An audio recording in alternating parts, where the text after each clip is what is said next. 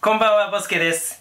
今回はこの間ねちょっとチラ見せした GP 赤道儀ですね。これはねビクセンでね昔売られていた赤道儀です。最近までね GP2 という赤道儀で、これがね白い色のね赤道儀が売られてたんですが、それと内容はねほぼ一緒ですね。この赤道儀はね、私がね結構もう本当に子供の頃に発売された赤道儀ですね。憧れの赤道儀です。結構ねやっぱりね売れてるだけあってね、中古でねこのようにね簡単に手に入ったりするわけなんです。ただやっぱりね状態がいいやつ悪いやつっていうのがありますので、そこら辺はね見極めが必要なんですけれど、所詮ね写真ですのでね届かないとねわからないですね。で、私がねこの入手したこの GP 赤道儀はなかなかいい。このねつまみを回すのがいいですね。本当にねつまみを回してもね望遠鏡がねガクガクって動かない。本当にねスーッと動くんですね。こんな優秀な赤道儀がね一番安い時だと3万円とかで売られてたわけですから、これはまたすごいなと思います。ただねこれね一番グレードの低い赤道儀になりますので、実はねオプションというものはねほとんどついてないんですね。ですのでここに極軸望遠鏡が入っていないので、今回はね極軸望遠鏡をね入れたいと思います。じゃじゃん、買ってきました。これをちょっと開封したいと思います。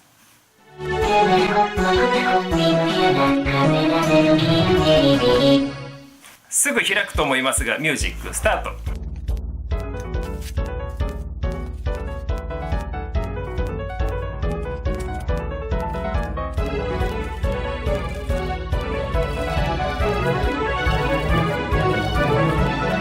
はい、開封できました。これがね極軸望遠鏡なんですが、これはねビクセン製ではなくてねセレストロンで販売されてるものですね。ただねGP 赤道儀っていうのはねセレストロンだとかスカイウォッチャーだとかにねコピーされてましたので、こうしたね極軸望遠鏡が逆に使えるっていうことなんですよ。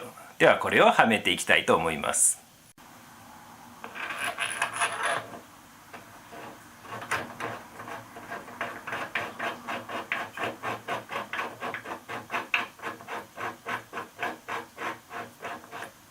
ほらね、はまりましたね。はい、それではね極軸望遠鏡をちょっとだけ覗いてみたいと思うんですが、ここがね極軸望遠鏡をね覗くね穴ですね。こうやってね望遠鏡を回すとねこの穴がね動くんですよ。実はね GP のね赤軸ってねこのようにね軸自体がねアルミダイキャストでね作られてるんですね。